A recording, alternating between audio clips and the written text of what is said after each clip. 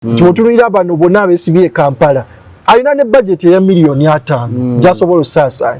Rasta genda nalaba awali ombaka wa NRM Kyankwanzi district eri mu Buganda nagamba wao constituency oba bagita saza West bichi kangene nesimbawo already ndi comedian ninamu kututumu ate ninawo ne milioni 5 ekibiina kiyinza okunyongereza ko fundraising drive gye balina ntekewo embeera sobola nti owanyo respect abantu ngono Ivan Cherino wa Zunguru Kampala mutegera naye yasongeri nakasongola kituufu era otunuyirero obululu wewawo nga kugaye tutwala ebiri official obululu kenda si butono ngoli afuna gumu something kiba kikulaga nti asobola flippinga gumu so kati ngamba singo position yetula ne mapping ne gamba constituency bino bina 9 singa buli omuje tumu frontinga waliwo WNRM nga makulu twagala kusuula so nga maliza already NRM yongayo ina advantage ya abaka nga 30 era bino nabyo bwe tuba tugenzeyo tulina bitunulamu olabanga ebipande by'abakansala aba PFF bisinga by'abanupu obungi ekira kuba balina omusajja nti bonna betololera kumanyi gasse muju yani semuju wanaba campaigninga bano bonna mbalwasi ma LC3 mbalwasi zoni LC bichi chito LC bichi bulindo bonna ojja kulanga batambula naye era nkulayirira nti bonna agenda kukira division oba kuna Mugongo division council gye zituula bakansala ba PFF ye opposition number jokusinga obungi mu bugatte ne gundi so katola nti naye bali jono political empowerment mungeri nti oyo omunene yetololerwako resources zonna deployingira nagezako kunganya okulaba nti afuna abantu abasinga kati bwetutwala nti kira eringa Uganda bakansala be ba MP nti no yalina akafo kazinze okitegeera so katola nti already eri mukubeera implemented nature mukisa mubi walaba mukamyufu bamapinga mukamyufu KNRM constituencies ziri direct ziri 353 ziri direct ziri 3 anamu katubogatako ba women MP 10 wona tubeera mu bina 9 oba bitano naye kyamukisa mu bintu ojja kusanga kino mpatya kulabirako ojja kusanga ekibiina nga NUP nga kirina ba candidate 8 ku bifo by'obubaka bwa parliament naye nga osanga constituencies Kampala zokka singa NUP yagamba nti ekola kamyufu nga bw'okwata ballot paper gye bana printing ebanga kapapula ka beti akatambula male kusande akatambula ngogenda kusanga nti bw'okwata Makindye East oba Makindye West oba Lubaga South obasawo ko mu Miransana full rain bani publicity natete nga bonna baagala kifo kimu so ebera zero sum game agati nakalembe omusomi w'edduwa bw'oba wenyiye embeera embi yankusomere ku dduwa abali ebweru mirimu gigaanyi papula zeesibye kino kyekyoto kwensabira omukisa kobe ng'odiriddawa wali wenkusabira n'ofuna emikisa kyoba olabanga abirira ebinyonyi ebitalina kyakulya naawe atalina mulimu jangu kusomere ku dduwa ofuna omukisa eno ennyanja kwesula buli kimu ekisira ne kiba kikujjudde nekikasuka mu nnyanja nekikunta nekigenda nze Ajati Nakalembe kambawo ennamba yange yeeno 072537529 temuddeeyo nemwebakira ebizibu mukobe ku nnamba yange eno oli ku simu wonawosi otaddeyo naawe wona osinzira okubeera nga otulaba nkwaniriza olunaku olwaleero nkubuuzaako nti osibye oti afunye okusomozebwa nkusaasidde nnyo tuli ku Lash Media tuli ku MS Media nyina omukenkufu Muganza Butembe ya bulijjo Butembe County yes sir ewa Butembe no si Butembe ki eri just Butembe County mu Busoga district ki Jinja yes sir soko obuza abantu dediki tutandika okwogera ebigambo banyiza mwena abatulaba MS Media ku Lash Media amanya omukenkufu Muganza mutabani wala kwena eyalonke bere erimu era beyi ya kikajo bwe buwomi mwami Matia abalonzi babuza kakensuso yonna ntambula Kachira sub county Busede sub county yonna netala era nga ebirowoozo babigula. Ebintu bya bufuzi si bya ssente, bya bufuzi bya nsonga, bya bufuzi bya birowoozo. Tugezaako okulaba nga tutuuka buli mu kasonda wekali abantu tubaguze ebirowoozo. Era nga weewaawo abasinga babyaniriza. Ne kati gwe weeri abadde eri Budapest. Abalonzi basanze otya? Sebali bagamba nti omumiro gukaze biki bali batya abalonzi. Ekyewuunyisa nno bambi abalonzi bali welcoming, baniriza ebirowoozo. Omanyi bw'oba olina public speaking skills kubanga weeks ezivuddeko era olabye tubadde tubulaŋŋanyi nga ndi ku ground era waliwo emikolo egy'enjawulo gye ŋŋendako, waliwo n'okwanjula kwe natandikirako kwennyini. Kwanjula okwo olaba kakazindaalo n'empisawo obubaka ne Secretary General yaliwo mu tent era oba oyagadde nsobola okuwaako footage wadde kanya naye osobola omucompressing nga oba oyagala omukuba. So abalonzi ne tugezaako okubaguza regional political empowerment n'okubaguza ideology eya Eastern Revolutionary Platform nga bweri era ekwatagana etya n'olusaniya. Kyakulabirako ku kwanjula kwe twaliko ne Secretary General Moses Bijirwa twalina example eri live ennyo era abantu ne bagitegeera ne bagigula endulu nevuga ne kimpa essuubi. Example yali ki? Example eyo mu tent mwe twali kwanjula okwo kwaliko judge omulamuzi wa kkooti ensukkulumu bamuyita Justice Stephen Musota. Era Stephen Musoto yali mu musango gwa Bijirwa ogw'okukuula Museveni erinnyo. Naye ebyobufuzi twabiteeka emabbali ne tugezaako okukola ki okulaba nga tufuna common ground. So ne tubanyonyola nti Common Man's Party gw'omusoga ali eyo Bijirwa nga ye Secretary General. Tuba tuzeewo mu nnaku ziri ze twalina Secretary General Luwuliza Kirunda nga UPC y'amaanyi lwa nsonga nti abasinga abali mu tent awo abaana bamwe mubasaza Nairo bajje basomere St Mary's College Kisubi basomerewa. So nga ate kati omukulu wa UPC Jimmy Akena yasomera na Masagali College.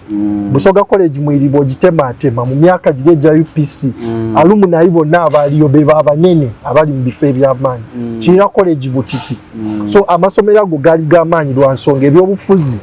abali babirimu bali basobola okusika share beetaaga nga bagize waabwe. Kati kyakubiri ne tubagamba nti bulanga tutudde mu tenti wano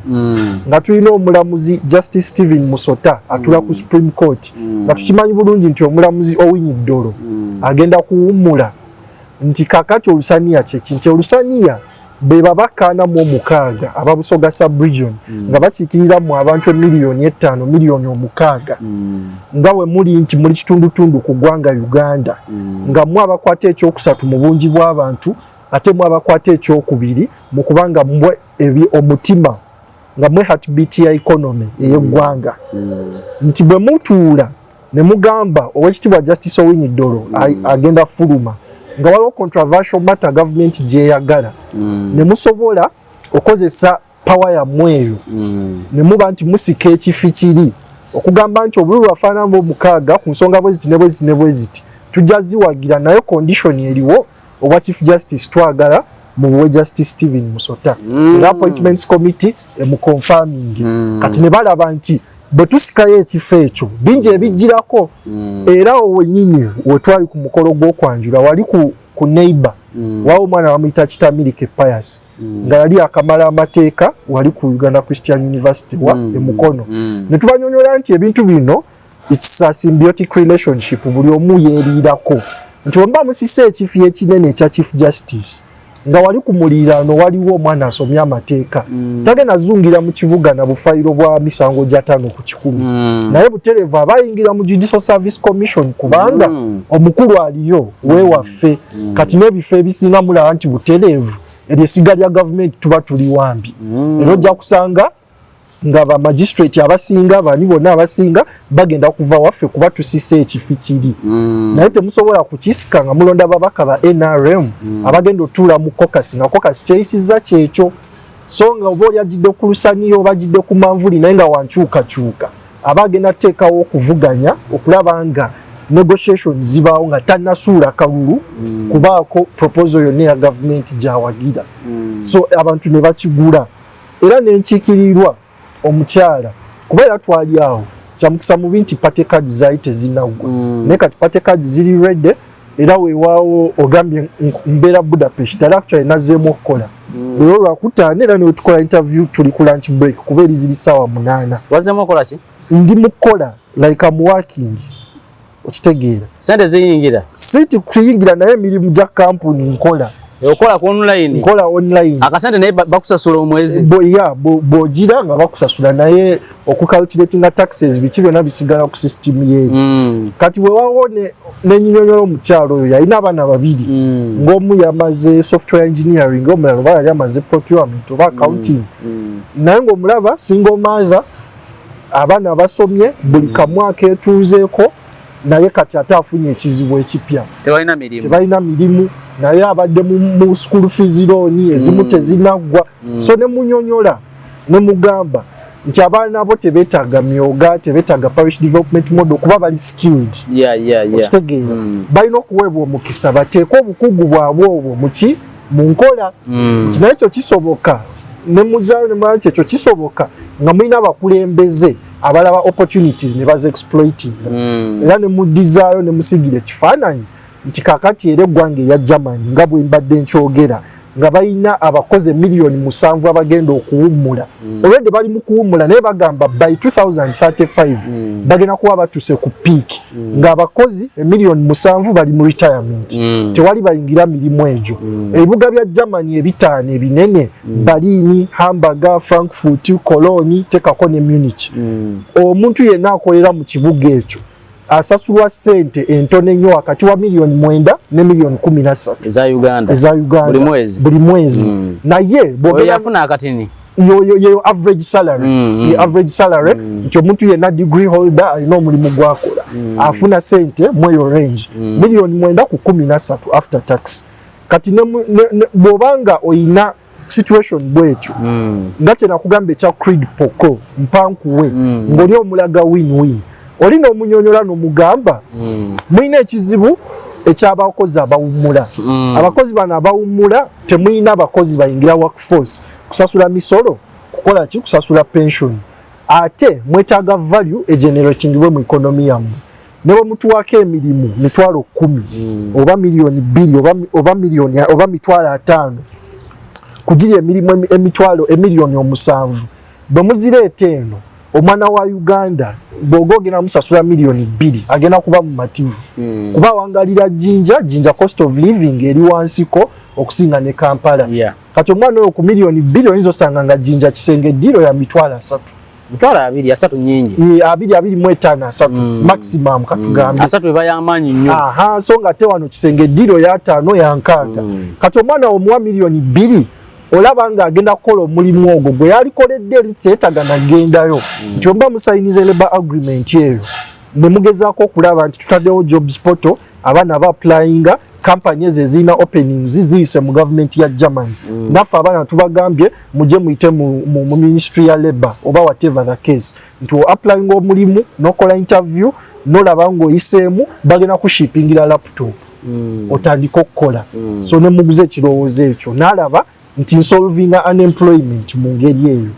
okitegeera kati era gye mbadde mu mizikiti gye ntambula mu Kakira Town Council ebusedde nga nkwata Sugarcane Act nga njinyonyola abantu ne mbagamba olinze emyezi 18 ettaka lyo walipangisa nawe kennyini tolina emmere yakulya ng'osuubira sente zigenda va mu kikajjo naye wootuukidde ogende wa Madivanyo okupima ekikajjo bakitadde ku ttata tani emu bali mukuwa 60,000 7,000 5,000 obuzibu buvaawa obuzibu buva ku schedule 3 bw'otunuulira Sugarcane Act schedule 3 nga giprintinga bulungi nga buli gye ntambula ndi very practical ne mbanyonyola formula government gyekozesa nti price of sugarcane yeki nga bakwata nti ye ttani y'ebikajjo n'okubyamu kilo mmeka eziva mu ttani n'okubyamu kwegamba nga bwe bagiwandiika formula ne mbagamba nti bwe tuba tulongoosa etteeka eryo formula eyo neevaawo ne tugezaako teekawo enkola nti ebbeeyi y'ekikajjo egerekebwe okusinziira oli kyataddemu nti nawe ng'omulimi olina okubeera ne records n'omanya nti bannaaye mu mwezi bweguti nasimba ki endokwa ekikajjo nendeeta abapakasi ne bakoolakoola bwe bamala okukoola nenjokya nengenda nengula fertilizer receipts zitereke nti throughout the whole process okuva wasimbira okutuuka okukisala mu myezi 18 nsaasanyiza ssente bwe ziti nabwekyo bwe manjagala okulyako amagoba tani njagalamu emitwalo 17 nga ndyako emitwalo 7 ndyako emitwalo 5 nti eryo etteeka lyeri kunyigiriza kubanga oli agenda okukutunda tolina ogenda muloopa kuba kyakola kiri mu mateeka naye teka teriri mu good faith nti akwata na multiplyinga wawo kye batekawo threshold nga bakozesa 50% naye twali very very practical nga bwe tuli calculatinga price gye tufuna ya mitwalo 6 so ekyo ne tukibanyonyola era mu Sugarcane Act nga mulimu ennyinga ey'omwenda ng'ennyinga y'omwenda eyegamba nti kuba baminisita be boogerako mu tteeka eryo minisita wa agriculture n'owa trade naye atubanyonyola nti minisita wa trade bagamba ajja kulagiranga kwegamba ng'olaba nti kyayogera kiri supreme adirecting a sugar council adirecting a sugar board nga gugundi ezo ze bakoze policy zibere implemented yes nga tebebuziza kokasi ya busoga kokasi ya bunyoro kokasi ya toro kubana wali ekyuma kyakiti kya kinyara sina kindi nabe mambuka attack sugar naye yo story ya lala kuba sente government yabawa bangamba abawadde neka tewali yadda sugar guru kaloddo waliwo buno busukali guru ke kaloddo jagari tebafulumya ngayo wadde nakamba kati nga kigezako kulaga nti ettekero teriba mu good faith singa minister of trade alina directive gyalina okukola era ina okuyita mu kokasi ezaawo ba MP abava mu bitundu ebirimu ebikajjo ne bagitunulamu ne balaba eri mu good faith ne bagezako nabo okuinvolvinga growers association nayo nebeera involved ne sugar council ne sugar board negezako tugaba ddagala katonda yawonya Sheikh Masunga ne Hajati Jaliya abasangibwa Kawanda nga bayita mu kitabo ekitukuvu Qur'ani mu bakugoka okusoma dua ezigobe ebisirani ebya buli kika amajinni amayembe emirimo gyo gyafa olina olutwe oba omukisa gwe gwabula olina omuntu we yabula naye ng'oyagala akomewo oba oyagala kugoba mizimu ne balabe bo enga teweddeko solenga onoonya omulimu olina emisango mu kkooti egy'ettaka n'amayumba olina omuntu walemedde ku mwenga obasigala omukyalo oba omwami nga tolina kwagalwa ezo zonna ensonga n'ebirala babikolako bulungi nnyo basangibwa Kawanda Bombo Road oba bakubireko ku 0769 ku email info@masungadoctors.com ku website www.masungadoctors.com oba ku Facebook. Kyakubiri sugar industry bagiconcentratinga nnyo balina okugitematema kuba kuliko ebirala ebivaako ng'obuloddo bw'ogamba nomwo mwenyini muvaamu molasses muvaamu fertilizer bw'okuba ebikuta ebyo kati nga industry eyo balina okugitematema nga tebasobola giconcentratinga n'ebeeremu kubanga ku global market tulina ba sugar barons abo abadictatinga kati gwoyinza olowooza mbu oli ku kikajjo naye waliwo ne sukaali ava mu sugar beets kati ate mwenna muli mu sugar industry kati bw'otuuka eri waggulu bali kye basalawo kigenda kunyigiriza so nga ate oba wagitematema obeera odiversifyinze nti wabawo ekintu kyonna ku global scale eno mu industry ya fertilizer tokubiddwa eno mu byproducts endala tokubiddwa eza spirits waragi n'ebirala ng'ebyo so abantu tubasomesa era abantu ebirowoozo babigula kubanga wembereddeyo constituency okuva ku mirembe gya Daudi Migereko nga omanyi bazze batema bagitema mu Jinja North division ng'eri under Jinja City kati ate ewaffe ne balekayo obutembe ne bagireka mu sub county 2 ye Kachira Town Council ne Busede kati zoyina zokka zenina zokka abalonzi balinga bameka abalonzi bali mu mitwalo ng'etaano ate population ya constituency yonna population ya constituency tebagikola constituency level mu gundi mu district level naye nga general laba nti era abalonze emitwalo 5 naye nga omanyi bacha update nga kuba era neogenda kati okwagala verifyinga voter location CDPO baki website eri wansi kuba ba updatinga kuba bagezaako okulaba nti n'omwana agenda oweza emyaka 18 ku lunaku olw'okulonda tebamusibira mabega so kyovola nti register eri updated egenda kujja ku ssaawa esembayo nga bamapinze naye ng'olwedde nze nakoze ground work ne mapping sub county 2 emiruka 13 ebyalo 99 so kati oba olina okumakinga sure nti otuuka buli mu kasonda kati ebyalo 99 bw'oroundinga off n'otwala ebyalo 10 n'ogamba ogenda kufunayo posita 5 buli kyalo ze posita 50 buli posta weba ya nusu bisatu kekamu ekitundu. So omuvubuka yenna ali eyo ebyobufuzi eby'essente omugijingo ogwaffe tulina okubijjawo. Bangi mwasoma mulina ebirowoozo naye n'olaba oli ajja abalonzi bali ku ebyo birowoozo. Nze mbaddeyo nkugamba kati sofa tolinaawo ssente zonna zotegese mu kalulu. Siina ssente ze mpadde mulonzi. Bati otegeseewo amafuta ekyo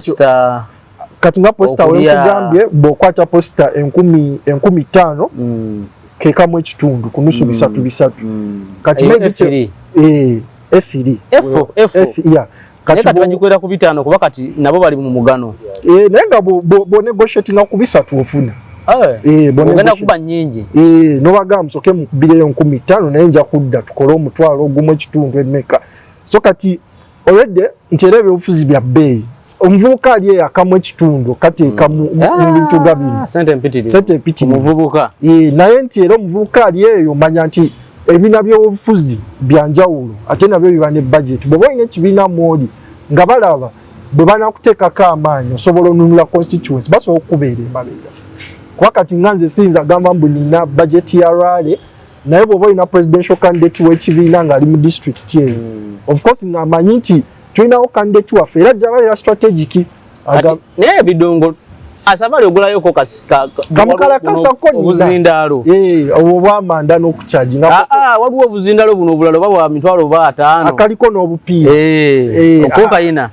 nina mukalakasa kati nabate banabyafuza babuwa abasajja ba boda akasiba ku boda natekamu message yo negena ng'agenda ayita mu kitundu akakalango nako tujja kukakola akalango tujja kukakola nga just kali compressed kanyonyola abantu kiki kye tugenda obbakolera. Eza nomination zo ziina milioni 3 tozina sizina naye tetunatuukawo ate ngo yagala bamba ne mbaka parliament ndowooza yandibaddeko at least level ya ssente nga eriko waggulu. Nze I believe nti alina bba mugagga anti kati bwe buzibu alina kuba oyo asaanidde amanyi kiki ekiteekeddwa okukola kuba oyinza okuba omugagga naye bangi era obalaba babawa boxi za fayiro eri mu buutu tagisomanga basula mu buutu era kati era kyenyinza okugaa kati nga wakute MP waffe mu kisanja kino mwe bayisiza Sugar Act naye kati abantu baba bakaaba nti ngenze bampimye ekikajjo bangula emitwalo 5 kyokka ssente zaine nateekamu nnyingi kati Shedu Philip yali eyita kwegamba yagezaako okugiwakanya kati ekyo kyengamba nti bw'aba yali wa NRM aba teyeetengeredde kuba yekivudde mu caucus agamba ye party position so nga ate nga tonaba kubeera ku party position olina kusooka kubeera ku position y'abantu kyakulabirako kyamangu nnyo nti bw'obeera oli mu kibiina ekisoosowaza obutonde bw'ensi Green Party nti ye Green Party naye waliwo oil refinery mu constituency abantu gye bakola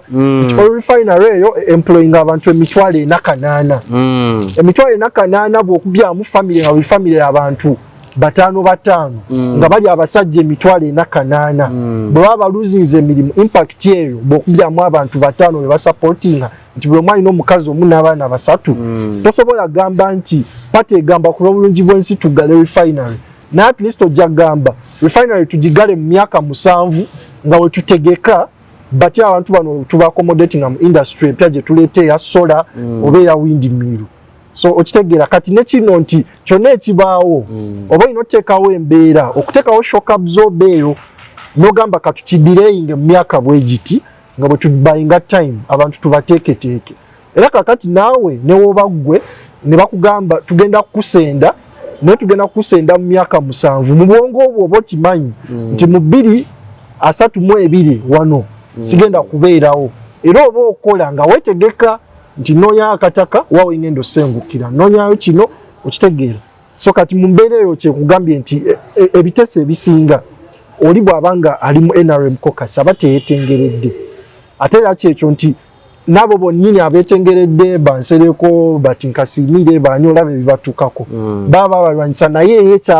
kyabakola kyekituufu kuba kiri mu interest z'abantu be so yes party erina interest naye nga tonagenda mu party bantu abakusindikayo ye interest esooka so ebyo byonna nga tuli awo ebintu bwe bibadde bitambula mu field eyo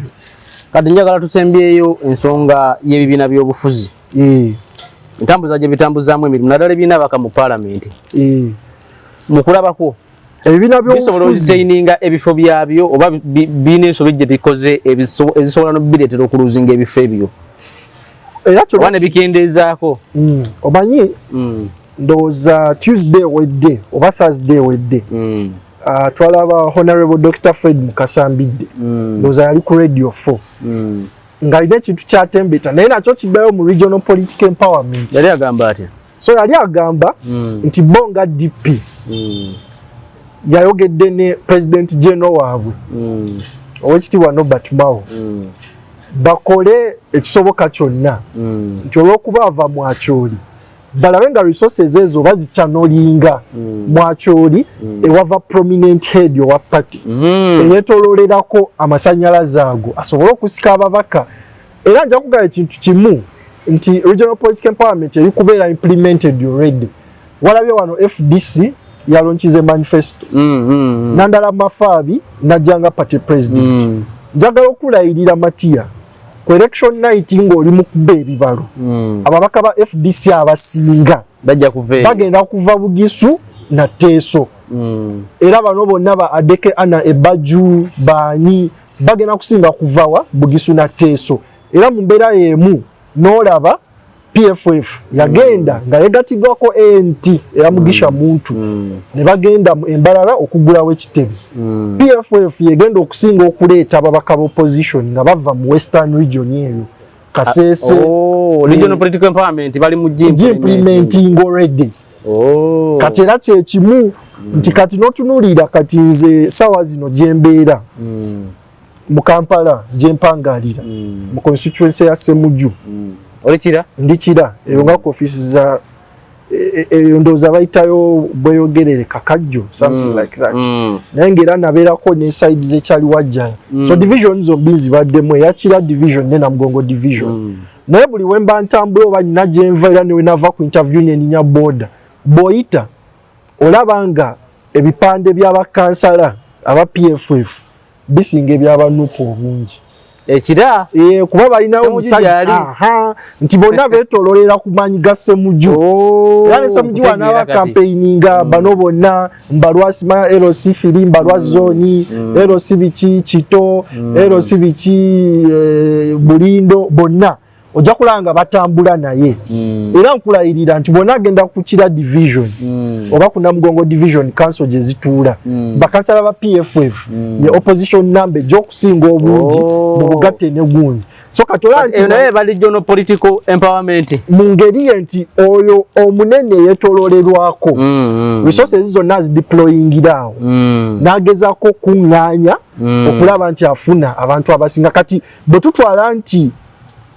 kira eringa Uganda bakansala be ba MP nti noyo alina akafo kazinze okitegeera so katola nti already eri mu kubeera implemented nekyamukisa mubi walaba mu kamyufu bamapinga mu kamyufu KNRM constituencies eziri direct ziri 353 ziri direct ziri 3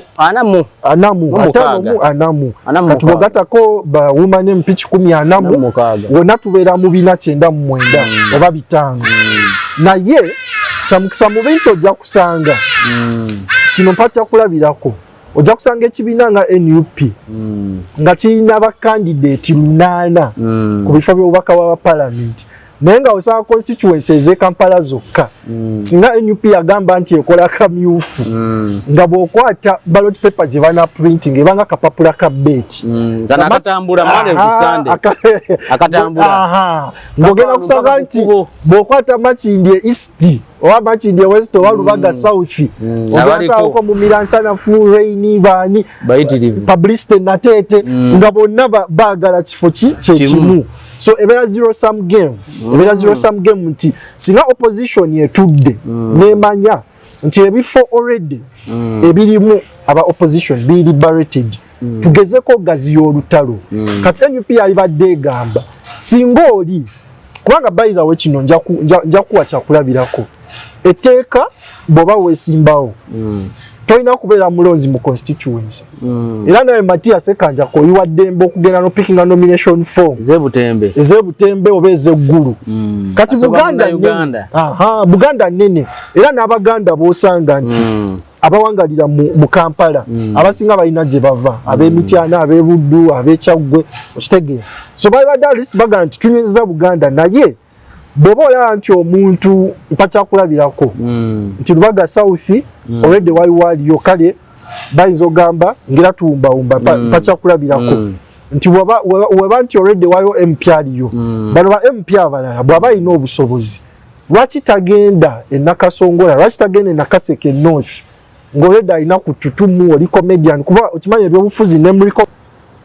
agende Kasanda katugeze Kasanda South naye ate waliyo Kabuye no nga kyetutajetinga nga waliyo oba n'agenda Ekiboga nti waliwo Kefa so nawe okiririza muntu okuddayo yesimbe gyava nga gwe wagenda Butembe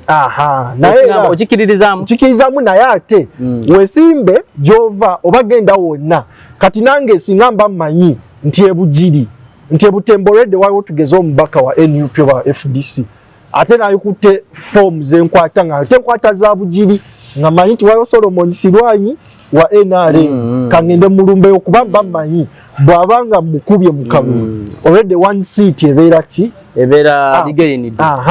kati ekimu kyotunulira bano bonna abesibye Kampala alina ne budget ya milioni 5 gyasobola osaasaanya lwaki tagenda n'alaba wa awali omubaka wa NRM Kyankwanzi district eri mu Buganda n'agamba waliwo constituency oba bagiyita Kyankwanzi West biki kangene neesimbaawo already ndi comedian ninamu ku Tutumu ate ninawo ne milioni 5 ekibiina kiyinza okunyongerezako ku fundraising drive gye balina ntekewo embeera sobola nti owanyo respect abantu ngono Ivan Cherino wa Zungulu Kampala mutegeera naye yasonga eri Nakasongola kituufu era otunuyire obululu weewaawo nga gaye tutwala ebiri official obululu kenda si butono ng'oli yafuna gumu something kiba kikulaga nti asobola okuflippinga gumu so kati ngamba singa opposition yetuula ne mappinga negamba constituency bino bina 9 singa buli omu gye tumufrontinga waliwo WNRM nga makulu twagala kusuula so nga maliriza already NRM yongayo erina advantage yabaka nga 30 era bino nabyo bwe tuba tugenzeyo tulina obitunulamu nti bwana Matia bw'obanga olonda special interest groups lwaki bazireka mu electoral college kubanga tulina definition omuvubuka yayi omuvubuka yoyo ali wakati w'emyaka 18 na 35 bw'oba ogenze ku polling station lwaki bano tebabalonda mu universal adult suffrage nti neryetteeka lyetaaga kulongosa area interest group nti omulonzi bw'ajja ku polling station nga akutta omuggo mwena mulaba nti oyo mulema ate mumukkiriza era n'alonda ate era nga yalonda ne wali eri no kyengamba nti already bizino bagamba nti kansala w'abalema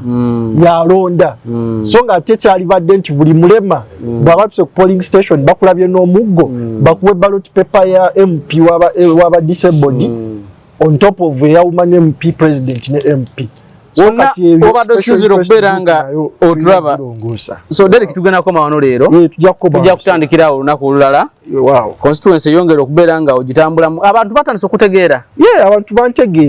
abantu bategeera erinnya party ketuufu lyeyo bbeeyi ya kikajjo kyoba okola funayoko kasente funayoko kasente abalonzi akasente nga branding naye sikakuwa bagenda kubikira ogane genda wali okuwaayo at least ebbasa ya 10,000 oba 5 funayo kasente wona wadde osinzira okubeera nga otula tukomyewo ne Derek tujja tandikira awo akuuma atakuumira mpeera